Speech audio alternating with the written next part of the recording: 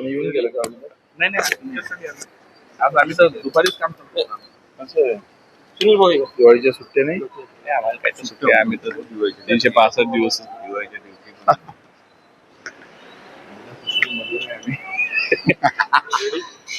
लोकांना आणण्यासाठी वाचा देऊ शकतो, आम्हाला नाही पडतात आमच्यासाठी वाचा.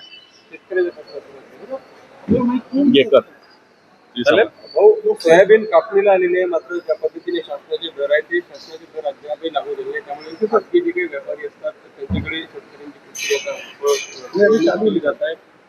3 ते 4 हजारापर्यंत दर जे आहे सध्याच्या बाजारात. काल एका शेतकऱ्यानं आत्महत्या केली आणि मला त्याच्यापूर्वी मॅचला आम्ही काही त्याला मदत पण केली होती, पण 5,328 ची सोयाबीन 3,000 विकावं लागतं आणि पहिलेच पीक कमी आणि त्याच्यात भाव कमी.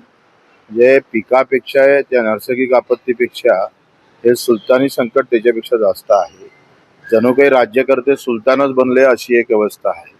साधे खरेदी केंद्र सुरू नाही. पंजाबमध्ये 90% माल हा हमी भावात खरेदी केला जातो आणि आमच्याकडे 10% पण नाही, 6%. म्हणजे किती निर्दयी झालेले आहे सरकार. आणि मुख्यमंत्री विदर्भातला असताना सगळ्यात जास्त पीक सोयाबीनचं आहे, तरी त्यांना कदर येत नाही. अनुशेषासाठी आरडाओरड करणारे देवाभाऊ आता दिसत नाही. तो पहिलेचा देवाभाऊ दिसला पाहिजे, ह्याच अपेक्षा आहे. आपलं मुंबईतील कार्यालय जे आहे ते कुठेतरी काढून टाकण्यात आलेलं आहे, काय तुमची भूमिका असणार आहे? कसं आहे का, साप जसा पलटल्याबरोबर जहर सोडते ना, तसातला प्रकार आहे. मदत संपली, गरज सर्व वैद्य मरो आणि लगेच वीज सोडायला सुरुवात झाली. आमचा फक्त आंदोलन करतोय, गुच्चाप बसत नाही, त्याचे परिणाम भोगाच लागतं. त्याच्यातला हा एक परिणाम आहे. मुख्यमंत्र्यांकडे महसूल मंत्र्यांनी मागणी केली, आता जिल्हा परिषद आणि पंचायत समितीमध्ये स्वीकृत सदस्याची नेमणूक करावी अशी मागणी त्यांनी केली. म्हणजे स्वीकृत सदस्यामध्ये दिव्यांगांना घ्यावं, अनाथांना घ्यावं, विधवा भगिनींचा एखादा प्रतिनिधी घ्यावा. फक्त राजकीय तालमेलसाठी घेऊ नका. महसूल मंत्र्यांना फक्त आम्हाला त्या राजकीय कार्यकर्त्याला व्यवस्था करायसाठी स्वीकृत सदस्य कशाला पाहिजे? जो घटक तिथं जात नाही, ज्या घटकाची गरज असतं त्याच्यासाठी स्वीकृत सदस्य घेतलं पाहिजे. पण एवढी अक्कल येणार कोणाला? एवढी अक्कल तर पाहिजे ना. राजकारणाशिवाय दुसरी अक्कल आहे नाही. 28 तारखेला आघाडीचं शिष्टमंडळ निवडणूक आयोगाला पाप तर काँग्रेसच आहे ना. काँग्रेसनं ईव्हीएम मशीन आणली नसती तर हा वटवृक्ष तयार झाला नसता. आता हा वटवृक्ष त्याच्या ज्या मुळा आहे ना, आमचे घर उद्ध्वस्त करायला लागलेले आहे. मी मागे म्हटलं होतं का बॅलेट पेपर जसं आमचं नाव राहायचं, बॅलेट नंबर राहायचं, आमची सही राहायची, तसं व्हीव्हीपॅटवर आमचा नंबर, नाव आणि आमची सही करावी, ते मतपेटीत टाकावी. ईव्हीएम मशीन तशीच ठेवा, वेळ पडली तर मोजू. पण ते मर्दांगी आहे कुठं भाजपामध्ये? ना मर्द आहे. त्यांना म्हणणार रणभूमीवर आपण हारणार आहोत आणि मग हारणार आहोत हे माहीत असल्यामुळं चोरी महत्वाची आहे आणि चोरी करून युद्ध जिंकणारे लोक आहे. म्हणजे पाठीत सुरा खुपसावा तशी प्रवृत्ती आता भाजपची आहे. 28 तारखेला महाएल्गार तुमचा होणार आहे, काय स्वरूप असणार आहे, काय भूमिका मांडणार आहे, किती लोक येणार? आम्ही आता महाएल्गार सभा आहे त्यामध्ये तिथे सभा घेऊन आम्ही विनंती करणार आहोत सरकारला.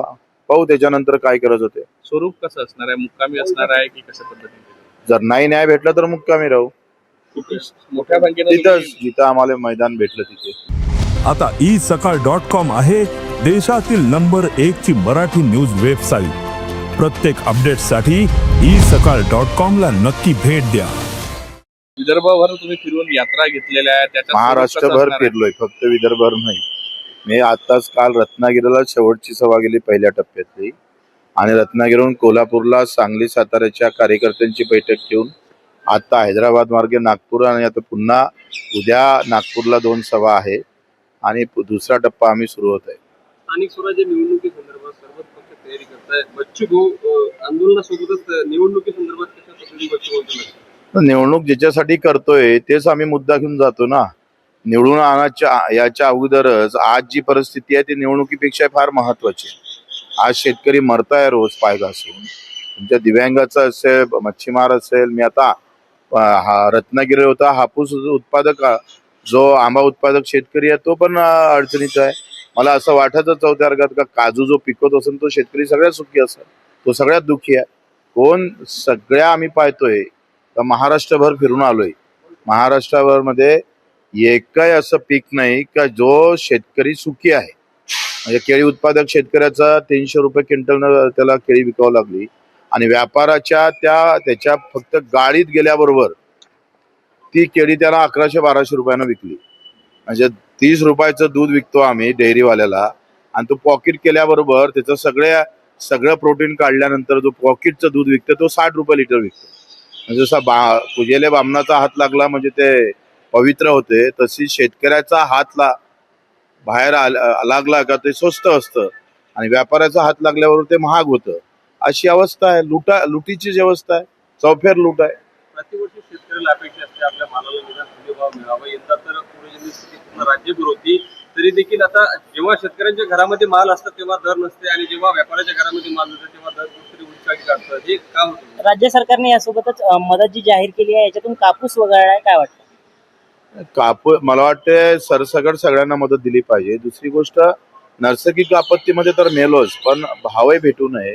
एका इकडे इंच पिकवा असं म्हणणारे मोदीजी इंच भाव कमी देत असेल तर हे फार चुकीचं आहे. लक्षात घ्या का माझ्यासारख्या एखाद्या मेरिटच्या विद्यार्थ्यानं खूप अभ्यास केला आणि 98% मार्क असताना सुद्धा फक्त देशापोटी जर नापास करत असेल, त्याला फेल करत असेल, तर तशीच परिस्थिती शेतकऱ्याची आहे. कोणाच्या थोबाडीत मारायचं हे ठरलं पाहिजे. आमचा शेतकरी जागृत नाही. तो जातीपाती धर्मात आणि पक्षाच्या झेंड्यामध्ये खुश आहे. तरुण पोरं आम्ही पाहतो धर्माच्या नादाला लावलंय. आय लो मोहम्मद का आय लो महादेव असं करून पुन्हा हिरवा आणि भगवा हाती द्यायचा, भांडत ठेवायचं आणि व्यवस्थित आमचाच हिंदू शेतकरी मारायचं, कापायचं त्याला. या नालायकांना थोडी तरी कदर वाटायला पाहिजे, थोडी लाज वाटायला पाहिजे. अशा पद्धतीनं तुम्ही वागताय शेतकऱ्यासोबत आणि त्याच्या संधीचा म्हणजे कधी कधी आम्हाला चीड वाटते का माझ्या शेतकऱ्यापेक्षा बैल बरा, मागून गेला तर लात मारतोय, समोर गेला तर शिंगावर घेतोय.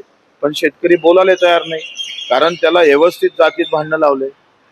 सगळे राजकारणी लोक त्याच्याच मागं लागले. ओबीसी बरा का मराठा बोरा, आदिवासी पाहिजे, कोणी म्हणतं त्याच्यात नाही पाहिजे. अशा एससी मध्ये प्रवर्ग, त्याच्यातही सूक्ष्म एससी वेगळे, मोठे एससी वेगळे, अशा प्रकारचे भांडणं लावून जो शेती करणारा वर्ग आहे त्याच्यातच भांडणं लावले. आणि भेटून आरक्षणात नोकऱ्या किती भेटन तर 3 लाख नोकऱ्या लागन इथून 50 वर्ष. 18 कोटी जनतेसमोर 7 कोटीच्या परिवाराला तुम्हाला सांगतोय 400-500 घराच्या मागे एक नोकरी भेटणार आणि वाद सुरू आहे. भावाचे प्रश्न सुटले देशामध्ये आणि आरक्षणात या सरकारनं गुंतवून ठेवलंय सगळ्यांना व्यवस्थित. आरक्षण नको असातला भाग नाही आहे, पण आम्ही त्या आरक्षणाच्या लढाईसोबत भावाची लढाई संपली तर मग काय. आज सोयाबीन का कमी भावानं विकावं लागतं, कापूस का कमी भावानं विकावं लागतं. 56 इंच छातीवाले मोदीजी जर पंतप्रधान असताना ह्या आलाय, त्याने ट्रम्पच्या इशाऱ्यावर आमचा अमेरिकेतला कापूस 11% आयात कर कमी करून इथं जर गाठी आणल्या असेल तर याच्यासारखा दुर्दैव काय. देश विदेशातील प्रत्येक घडामोडींचे लाईव्ह अपडेट मिळवण्यासाठी आता साम टीव्हीच्या सर्व सोशल मीडिया प्लॅटफॉर्मला लाईक, फॉलो आणि सबस्क्राईब करा. तसंच सर्व नोटिफिकेशनसाठी बेल आयकॉन प्रेस करायला विसरू नका.